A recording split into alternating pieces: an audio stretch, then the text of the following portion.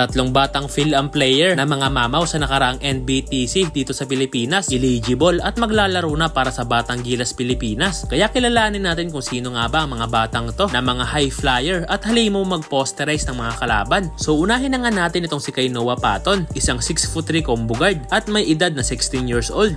Ang nakakatuwa sa batang to ay nitong nakaraang araw lang ay napabalitang na-secure na niya ang kanyang Philippine passport bago siya mag 16 years old. Kaya eligible na siyang makapaglaro para sa ating national team. Nakilala itong si Noah mga boss sa Amerika dahil sa kanyang mga pambihirang skills, kagaya na lang ng kanyang pagiging high flyer. Kaya napasama nga siya sa rank 18 na may pinakamahusay na performance sa mga liga sa Amerika. At hindi biro ang mapasama sa rank 18 sa listahan na to dahil sa dami ng kabataan sa Amerika ay napabilang siya sa may pinakamataas na percentage sa bawat laro. Meron ngang dissenting ball handling si Noah, meron din siyang dissenting outside shooting, isa rin siyang ISO player at kaya rin niyang mag-hang time sa ere at nakakatulong nga to para ma-finish niya ng maayos ang kanyang tira at maaasahan din to sa depensa. Kaya malaking tulong talaga kung mapasama to sa ating Batang Gilas, di ba? At isunod naman natin itong si Leno Mark. Siya ay isang half Filipino-American. Siya ay ipinanganak at lumaki sa California, USA. Ang nanay niya mga boss ay isang Filipina. At dahil dito ay pinalaki siya ng kanyang nanay na isang batang may pagkilala sa kanyang pinagmulan. Dahil ayon sa mga interview ng batang si Leno Mark ay kinikilala talaga niya ang kanyang Filipino heritage. Si Leno mga boss ay isang 6'2" point guard.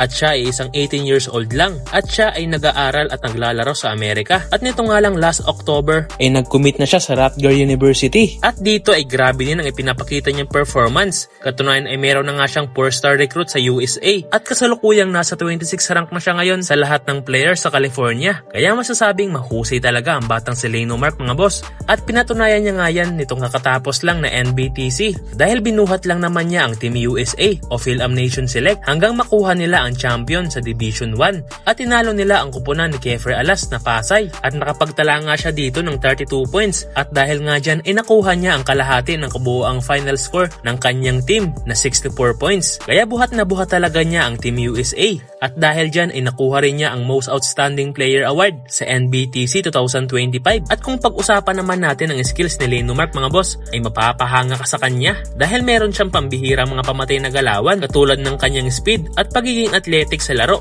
Samahan mo pa ng kanyang mataas na vertical leap kaya talagang kakainin ka lang nito kapag nalibre at nakabuelo siya sa ilalim. At maaasahan din siya sa kanyang shooting skills sa 3-point area at magaling din siyang pumasa. At dahil nga sa kanyang pagiging high flyer ay madalas nga niyang dakdakan ng kanyang mga kalaban. At ang kagandahan ay willing siyang i-represent ang Pilipinas in the future. At ito nga sinabi niya sa isang interview sa kanya. Be open to playing for Gilas if given the opportunity.